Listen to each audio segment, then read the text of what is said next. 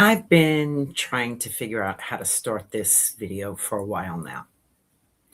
Not because I don't know what I want to say, because I know exactly what I want to say. It's because some stories carry so much weight that you have to take a breath before you pick them up. So here's my breath. I'm Laurie. I'm in my 50s, and I'm sticking to saying I'm in my 50s because I am, even though shortly I will be in my 60s. I'm starting over, and I've come to find out that so many people are starting over later in life. And that later in life part carries its own challenges. And I would like this to be a place where we can connect on that level and be able to share our stories and support each other and encourage each other and perhaps give some inspiration and lightness. So if that's you, please subscribe. You're in the right place. I want to talk about something that many people have gone through or may be going through or are terrified at the thought of going through. I want to talk about what it takes to empty a home that you lived in for over 30 years.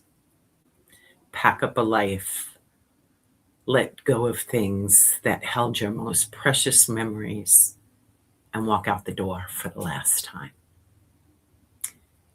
And I want to talk about how I did it alone. Because again, I know that there were many other people in the same circumstances. But first, you have to understand that it's not just a house. It was over 30 years. I raised my children in that home. I celebrated holidays. I hosted dinners.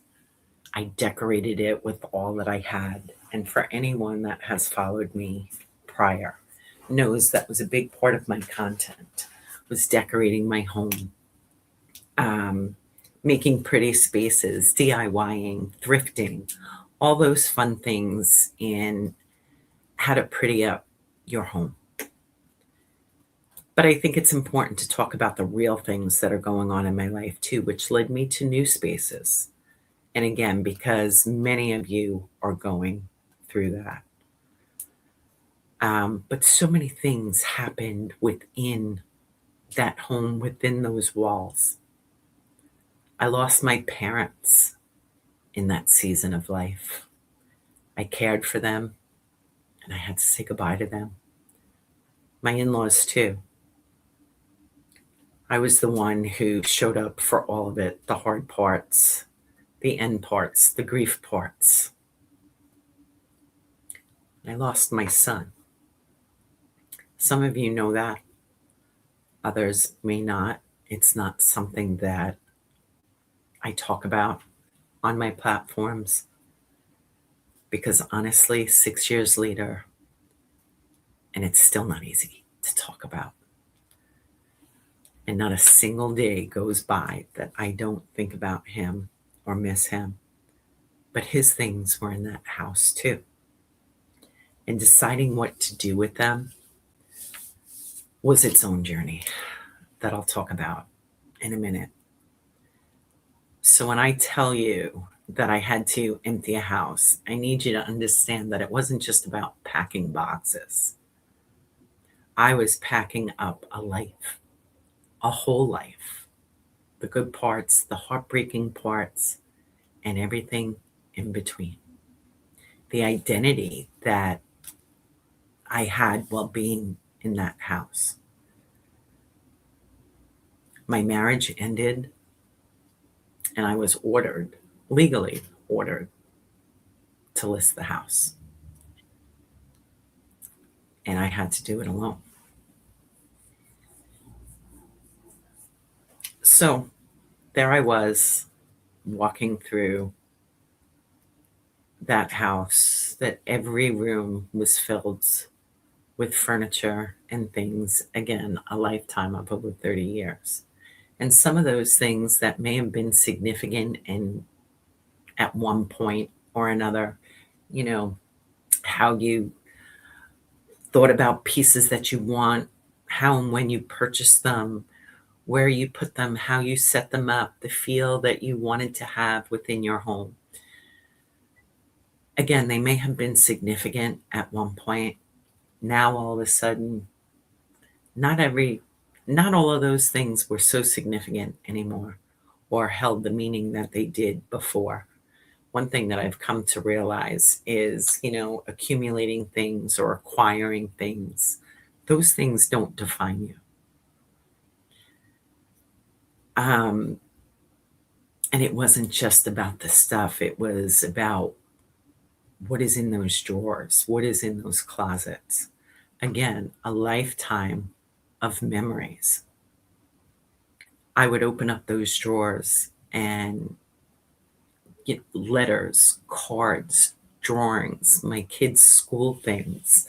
And you started to go back over a lifetime and remember all of those milestones, all of those occasions, all of those moments. And now you had to decide what you were going to do with them. So here I was walking around the house, knowing it all had to be emptied and knowing it had to be show ready, because we all know realtors are going to call with 30-minute leadways to show the house. And it happened to me over and over again. The house always had to be ready. So here you are, but light a candle, fluff a pillow, make it look like a happy home. The performance of it all was just stressful, to say the least. And can we talk about when people actually come to your home, strangers are coming to your home? And me not knowing where I was going or what I was doing after this. I just knew that right now I needed to list the house. So the house is on the market. People are coming to see it. Doing my part and making sure that that house was ready to be shown at all times. But now people are coming in, and of course I would greet them and I would introduce myself. And then I wanted to make myself scarce. I would say to them, please feel free to look around the house. They're touring the house with their realtor. But I wanted them to have the privacy of being able to look at the house. I mean, after all, this is a huge purchase for them. But I didn't want to be involved in conversations. I just wanted to, again, make myself scarce. It was summertime. I would go sit out in the yard. I would tell them, if you have any questions, I'm happy to answer them. Otherwise, I'm just going to get out of your way. Now, sometimes they came to me with legitimate questions about the house, which of course I would answer.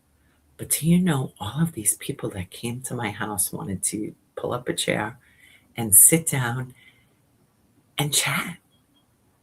And of course, they were telling me where they were coming from, why they were looking in this area, what they loved about the house, who would be moving in the house with them. And they wanted to know about me. Where are you going? What are you doing? And I just wasn't prepared for that. First of all, I didn't have the answers to that, but I didn't want to discuss that. I didn't want to talk about that. And I was sort of taken aback, and I'm like, oh.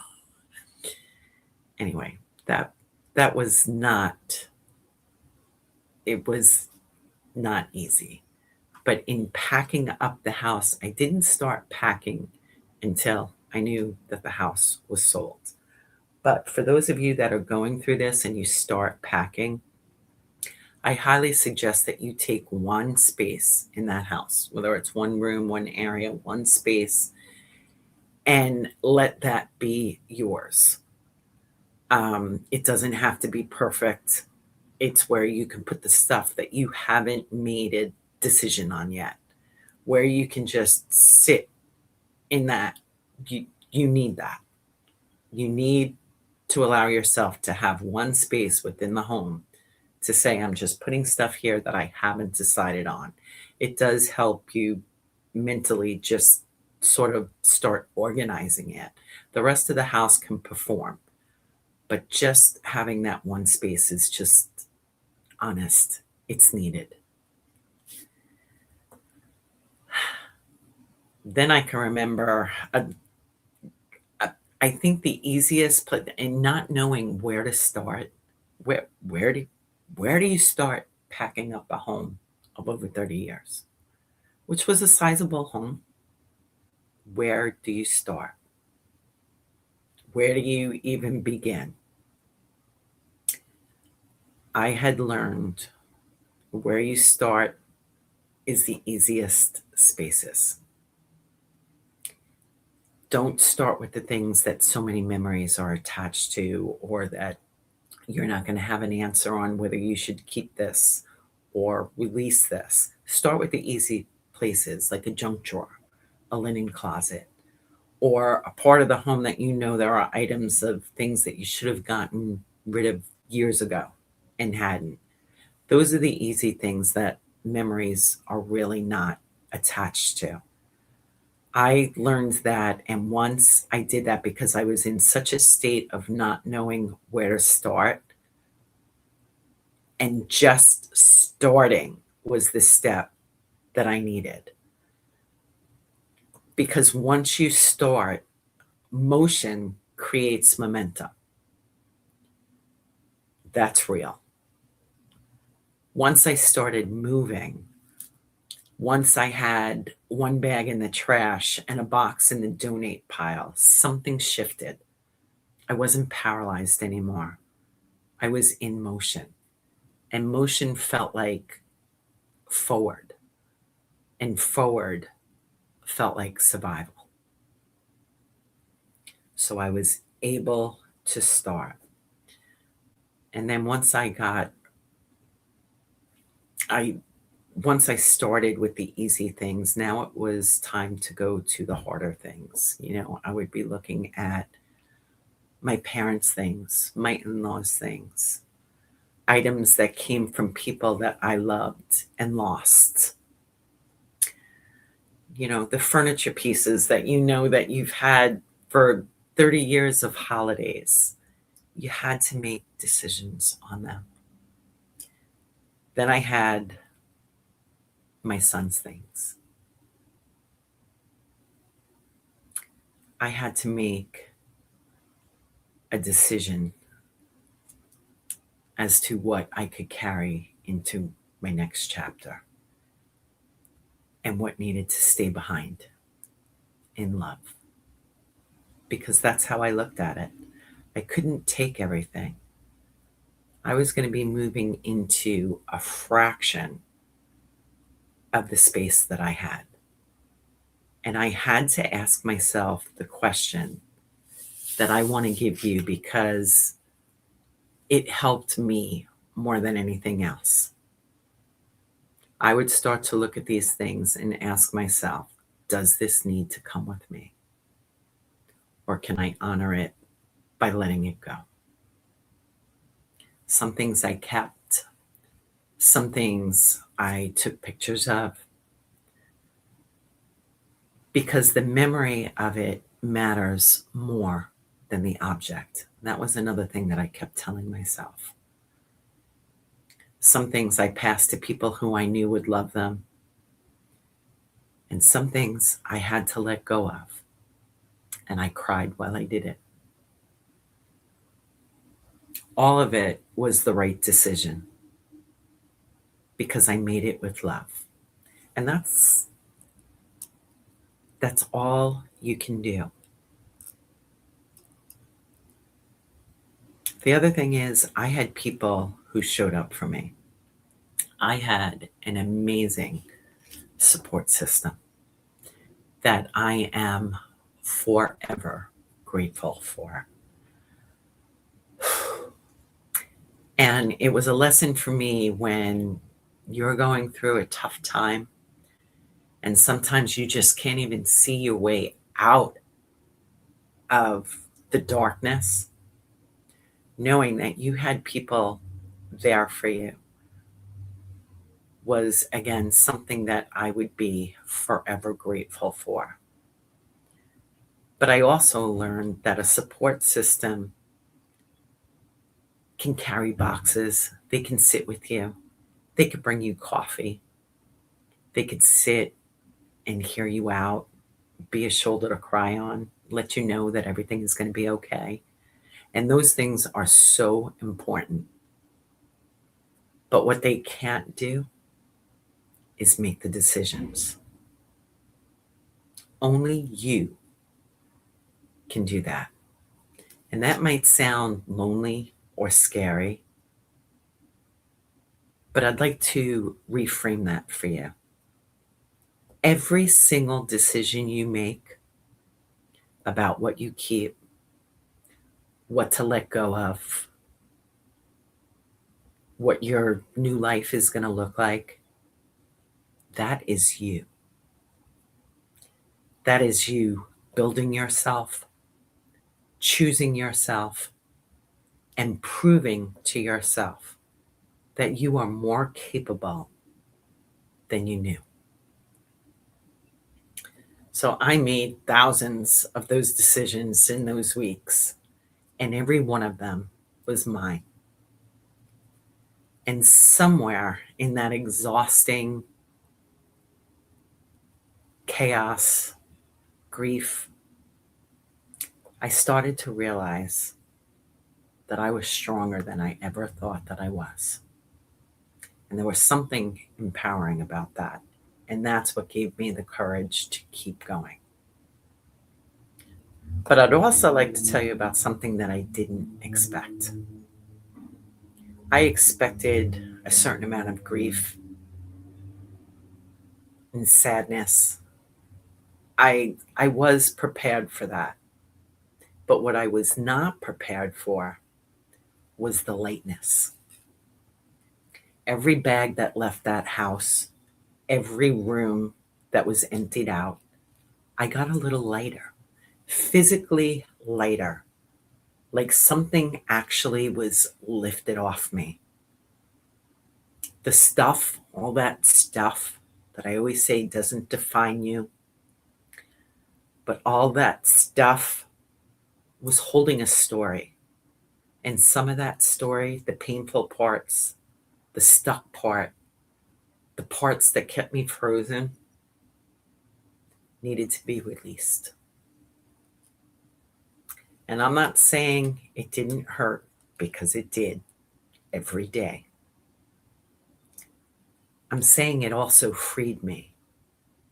And both of those things can be true at the same exact time. Then came the time that I was going to walk out of that house for the last time. I thought I knew how I would feel. I thought that I would be sad. I thought maybe I would fall apart. I didn't. I stood there for a minute and I really looked around and I took it in. And what I felt more than anything else was that I did it. I had done something incredibly hard, completely on my own, in my own terms, and I came out the other side. And again, there was something empowering about that. The other thing that I thought about is I genuinely hope the new owners have their own story and memories within that home, and hope that they'll be there for over 30 years as well. I was ready to release that home to someone else that can have happy memories there, make their own memories. It was like I had this feeling of my time is done here. and I'm okay with leaving it. And I was excited for them to be able to make this their own and make their own memories. Me, I was ready. I was ready for something smaller. I was ready for something that was mine. And I was ready for something that didn't carry the weight of everything that had happened. My apartment was waiting. And for the first time in a long time, so was I. So again, I want you to know that if you're going through this, you can do this. It's not easy, but you can do it. And it will make you look forward to the things that are coming ahead, even if you don't know what they are yet. So next week, I'm going to share arriving to my new apartment and what that was like. So if you're on this journey, I hope that you follow along. I hope that you subscribe and leave a comment. I read all of them, and you never know how that may help someone else. Until next time.